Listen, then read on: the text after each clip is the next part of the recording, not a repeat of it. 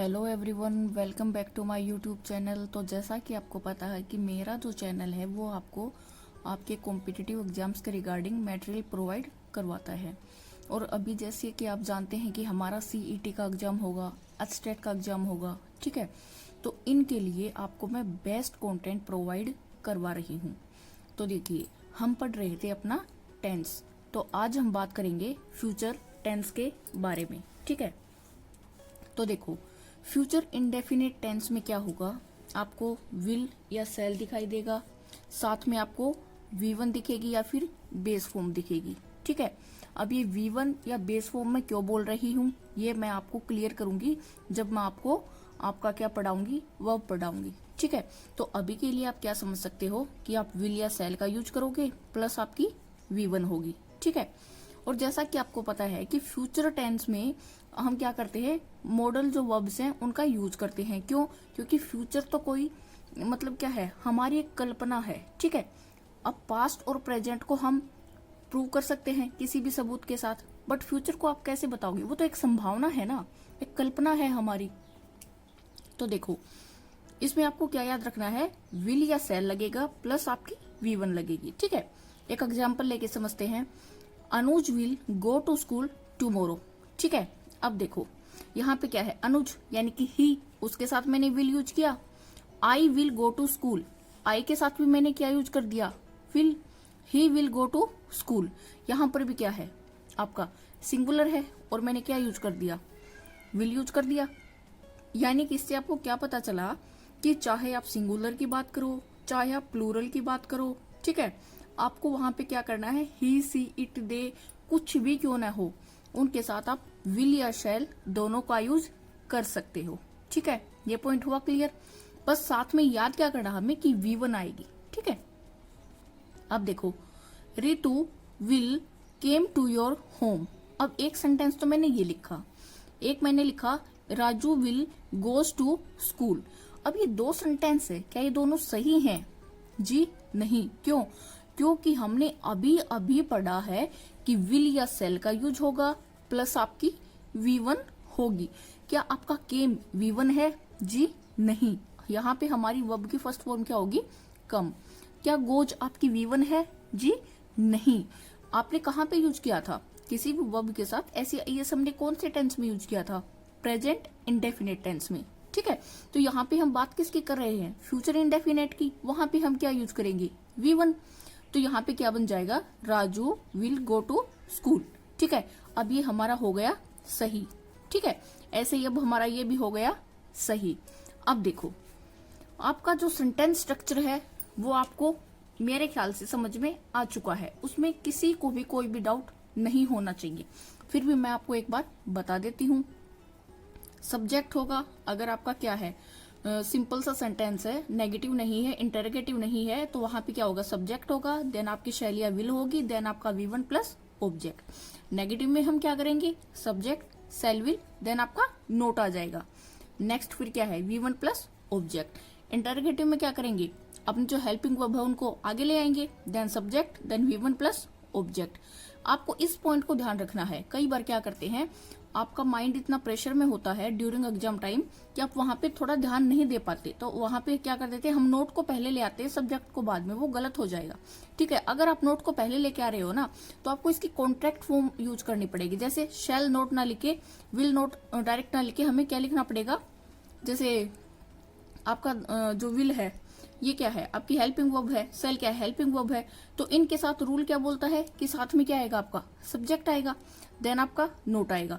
अगर आप नोट इनके साथ लिखते हो ना, तो आपको वहां पे क्या करना है, इसकी कॉन्ट्रैक्ट फॉर्म को यूज करना है, ठीक है। अब देखो, जो शेल है वो किसके साथ यूज होगा, जो स्टैंडर्ड फॉर्म क्या कहती है कि आपका शेल किसके साथ यूज होगा, आई और वी के साथ। विल किसके साथ यूज होगा, यू, शी, ही, इट, दे के साथ, ठीक है। अब देखो, एक है मॉडर्न फॉर्म, वो क्या बोलती है कि कुछ एक सिचुएशन ऐसी भी होती है जहां पे आप शेल को यूज करोगे यू, ही, सी, इट, दे के साथ, ठीक है। और विल आप किसके साथ यूज करोगे, आई और वी के साथ।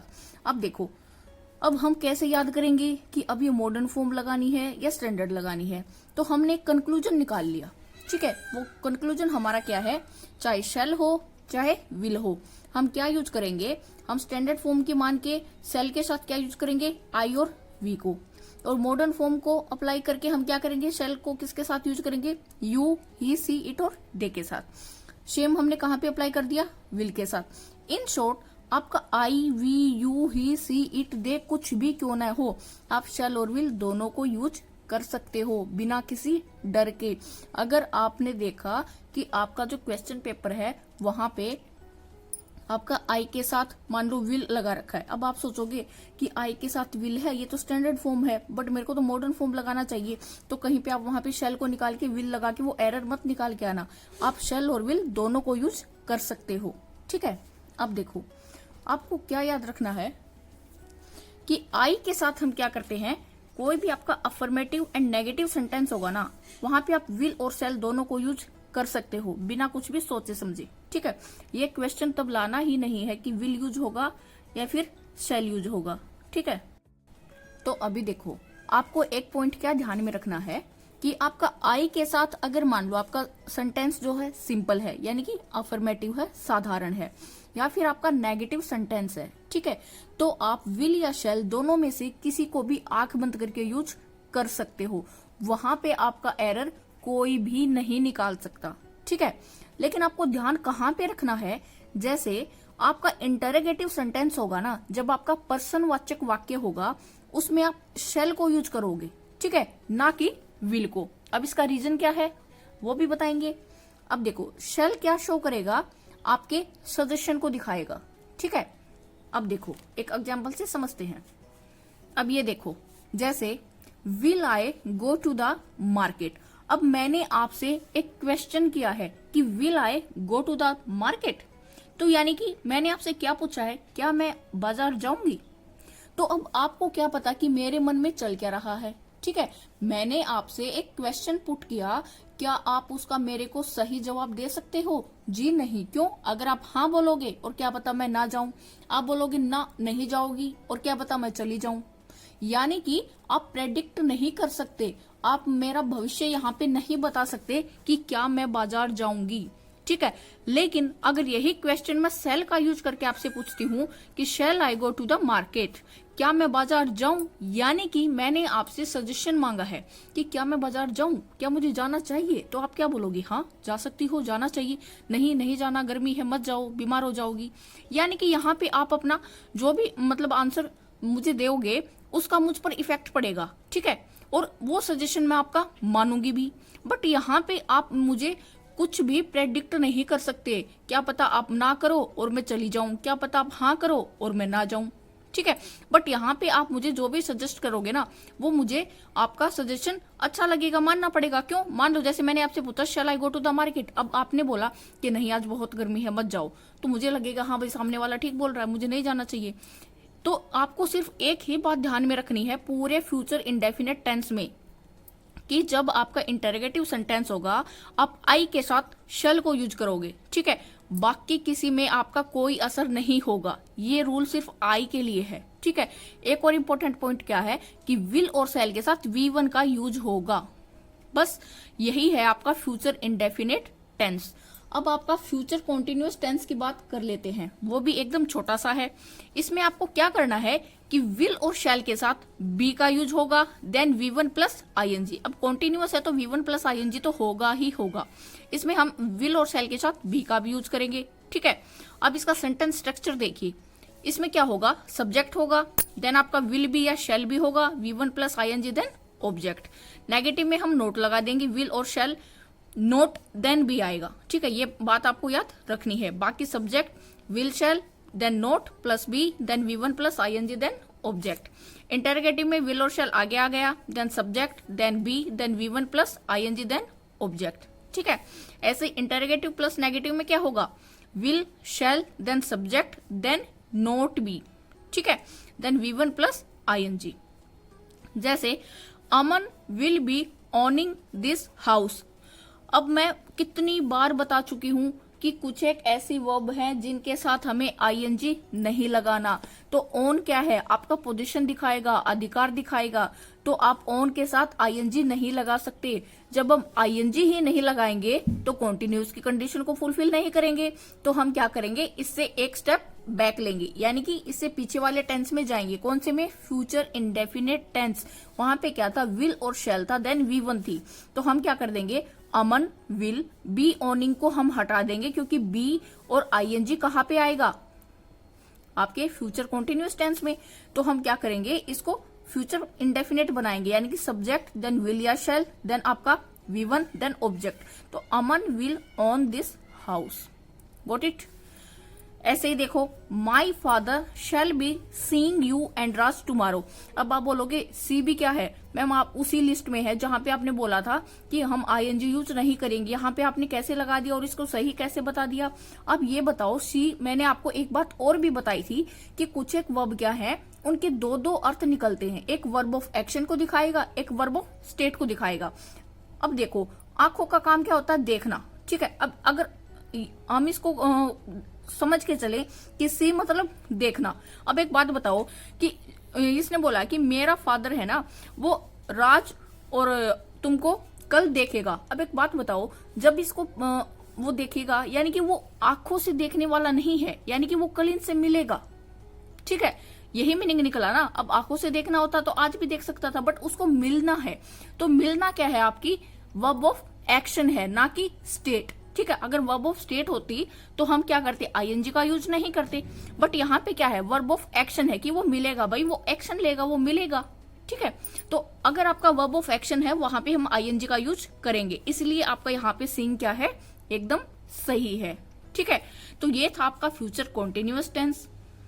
अब हम आते हैं फ्यूचर परफेक्ट टेंस के ऊपर। अब देखो, यहां पे क्या होगा, विल होगा, शैल होगा, देन परफेक्ट है तो हैव होगा, देन आपकी V3 होगी, आगे कुछ भी हो सकता है, इसने सेंटेंस में कुछ भी दिया हुआ हो सकता है, देन आपका बाय प्लस टाइम होगा। अब इसका सेंटेंस स्ट्रक्चर समझते हैं। शैल सबसे पहले आएगा आपका सब्जेक्ट, देन विल या शैल, देन हैव, देन आपकी V3 देन ऑब्जेक्ट, ठीक है।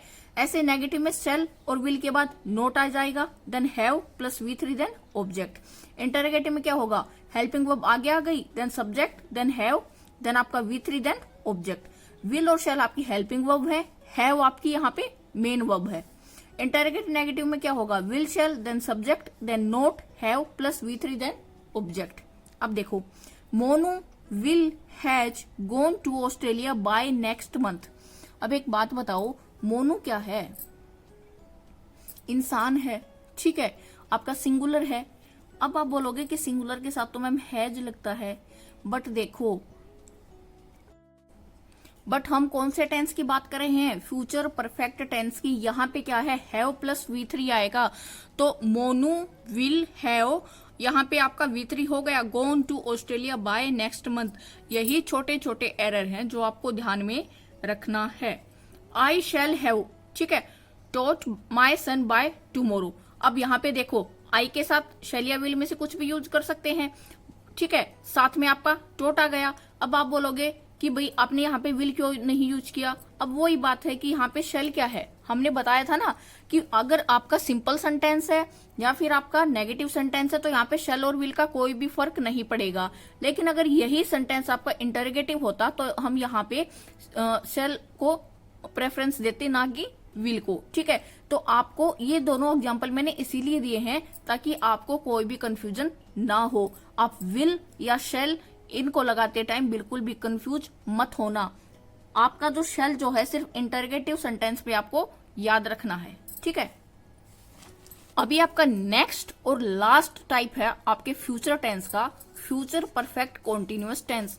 अब इसमें क्या होगा, विल शैल होगा, हैव होगा, देन आपका बीन होगा, देन V1 प्लस ING, उसके आगे वो कुछ भी आपको और कुछ बातें मेंशन कर सकता है, देन आपका फॉर और फ्रॉम होगा, देन आपका टाइम होगा, या फिर आपको बाय प्लस टाइम भी देखने को मिल सकता है, ठीक है।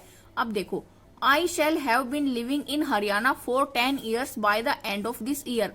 अब मैंने क्या बता दिया कि इस साल के एंड तक यहाँ पे क्या है, हरियाणा में 10 साल हमारे कंप्लीट हो रहे हैं। ये मैंने एक एग्जांपल आपको दिया है, ठीक है। अब देखो, ये फ्यूचर की बात कर रहा है कि इस साल के एंड तक, अब इसने क्या बोला है कि इस साल के एंड तक क्या होगा, 10 साल पूरा हो जाएगा। अब एक बात बताओ, आपने एक बात पढ़ी थी कि सिंस क्या है आपका, पास्ट के टाइम को दिखाता है, लेकिन कौन से टाइम को, पॉइंट टाइम को, एकदम एग्जैक्ट आपको टाइम दिखाता है, ठीक है। अब एक बात बताओ, सिंस अगर पास्ट के टाइम को बताएगा तो क्या आप यहाँ पे फ्यूचर टेंस में सिंस को यूज कर सकते हो?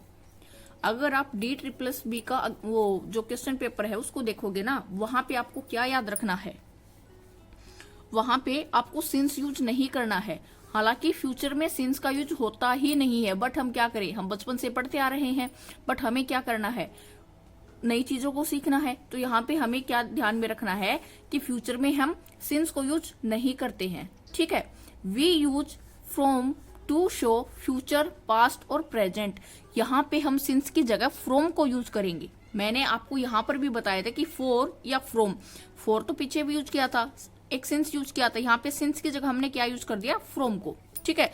तो यहाँ पे आप फ्यूचर को दिखाने के लिए क्या यूज करोगे, फ्रॉम यूज करोगे, चाहे वो बात आप पास्ट से उठा के लेके आओ, चाहे प्रेजेंट से। अब देखो इसका सेंटेंस स्ट्रक्चर क्या होगा, subject, then will shall, then have been, then V1 + ing, remaining जो भी है आपका ऑब्जेक्ट में काउंट होगा। नेगेटिव में क्या होगा, विल और शैल के बाद नोट आ जाएगा, देन प्लस आपका हैव बीन, ठीक है। ऐसे इंटरोगेटिव में क्या होगा, will shall, then subject, then have been plus V1 + ing। Interrogative plus negative में क्या होगा, विल शैल, सब्जेक्ट, देन आपका नोट, देन आपका have been plus V1 + ing, then remaining आपका जो भी है। अब देखो, Devi will have been knowing us for 10 years by 2026। अब आप बोलोगे कि यहाँ पे आपने इसको गलत कैसे कर दिया। जो भी मेरी इस वीडियो को देख के, मतलब फर्स्ट टाइम इस वीडियो को देख रहा है ना, मेरी उनसे हम्बल रिक्वेस्ट है कि आप टेंस मैंने जो पढ़ाया हुआ है ना स्टार्टिंग से, उसको देखना शुरू करें। ये बात मैंने हर टेंस में रिपीट किया है। जब भी आपका कॉन्टिन्यूअस वर्ड जहां पर भी आया है ना, हर बार मैंने यूज किया है कि कुछ एक वर्ब ऐसी होती हैं जो अपने साथ ING को नहीं लेती। तो आप अगर ING यहाँ पे लगा ही नहीं सकते तो कॉन्टिन्यूअस की कंडीशन को फुलफिल नहीं करोगे, तो आपको क्या करना पड़ेगा, एक स्टेप बैक लेना पड़ेगा, ठीक है। जिस भी टेंस में आपका सेंटेंस गलत है, आप उस टेंस से पीछे वाले टेंस में चले जाओ। तो हम कहाँ पे जाएंगे, फ्यूचर परफेक्ट टेंस में। तो वहां पे क्या होगा, आपका विल हैव, वहां पे शैल विल हमने लगाया था, हैव भी लगाया था। अब ये बीन और नोइंग इस टेंस का है, ठीक है। तो हम बीन और नोइंग को हटा देंगे और नोइंग की जगह हम क्या लगाएंगे, नोन, ठीक है। अब ये सेंटेंस क्या बनेगा, Devi will have known us for 10 years by 2026। एक और देखो, I shall have been watering the plants from morning when you come। अब एक बात बताओ, अब इसमें क्या कोई गलती है, जी नहीं। अब आपको जो एग्जामिनर वो ऐसे भी दे सकता है, यहाँ पे आपको ब्लैंक दे देगा, यहाँ पे आपको वाटर लिख देगा। अब आपको यहाँ पे फिल करना है। तो एक बात बताओ, जब हैव बीन आ गया तो हमें पता है कि have been then V1 + ing, तो वाटर प्लस ING यानी कि I shall have been watering, तो हमने V1 + ing यहाँ पे यूज कर दिया। The plants from morning when you come, यानी कि क्या आपको इसमें कोई दिक्कत हुई, जी नहीं। आपको क्या करना है, सिर्फ इस चीज को ध्यान में रखना है हर टेंस की, कि उसका स्ट्रक्चर जो हमने है ना वो कैसे बनाया है, साथ में उसमें कौन सी हेल्पिंग वर्ब है, कौन सी मेन वर्ब है। अगर आप 2 या 3 बार इस चीज को रिपीट करोगे ना, आपका कोई भी डाउट वहां पे नहीं बचेगा, ठीक है। तो आई होप कि आपको ये सारा का सारा समझ आया होगा। अगर ना आया हो, आप कमेंट सेक्शन में मुझसे अपना डाउट क्लियर करा सकते हैं। अगर आपको वीडियो अच्छी लगे तो ही आप वीडियो को लाइक करें, शेयर करें, और चैनल पे नए हैं तो सब्सक्राइब जरूर करें। मेरी हर एक वीडियो आपको CET के लिए, HTET के लिए, CTET के लिए, यहाँ तक कि आपका D++ का जो जनरल पेपर होता है 100 मार्क्स का, उसके लिए पूरी हेल्प करेगी, ठीक है। Thank you.